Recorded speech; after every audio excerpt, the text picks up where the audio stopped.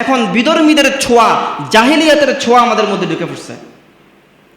কি মানুষ চিন্তিত হয়ে যায় মেয়ে হলে, হাই রে মেয়ে হইলো, 3টা মেয়ে হয়েছে, এখন তো এই মেয়েদেরকে বিয়ে শাদী দিতে হবে। বিয়ে শাদী দিলে মেয়ের জন্য খাট পালন, মেয়ের জামাইকে এই দেওয়া সে দেওয়া, কত কিছু করা লাগে।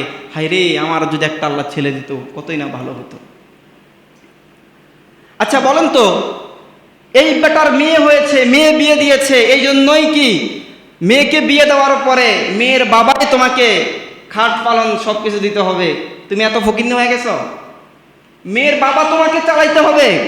মেয়ের বাবা তোমার কাছে মেয়ে বিয়ে দিছে, এই জন্য তোমাকে বাড়িঘর করে দিতে হবে, ব্যবসা বাণিজ্য লাইফ সেটেল করে দিতে হবে, হুন্ডা কিনে দিতে হবে, ঘরের মধ্যে ফ্রিজ, টিভি, এসি, খাট পালন সব দিতে হবে। তুমি কি ফকির নাকি? জীবনে কিছু খাও নাই? তোমার বাপ দাদা 14 গোষ্ঠী কি এগুলি করে চলে নাকি? দেখেন, আত্মীয়তার সম্পর্ক হলে আনা নেওয়ার তো একটা প্রচলন থাকেই।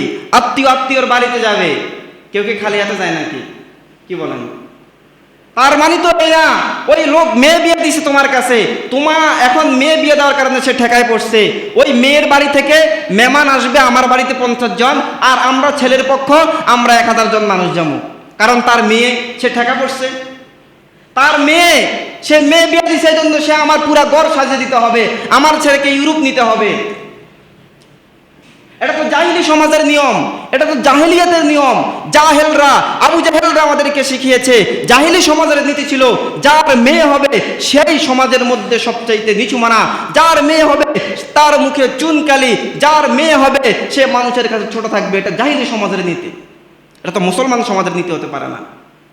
যে কাজ করবে যাদের ভিতরে এই গুণ আছে, রোজা আসলে শুধুমাত্র মেয়ে, ছেলের শ্বশুর বাড়ি থেকে, মেয়ের বাবার বাড়ি থেকে আপনার জন্য তাবারুক নিয়ে আসতে হবে, ইফতার নিয়ে আসতে হবে। কেন আপনি এত ফকির হলেন কেন?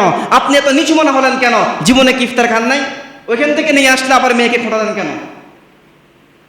এগুলো সমাজের রন্ধে রন্ধে মিশে গেছে, ঘরে ঘরে এগুলো সব ছেয়ে গেছে।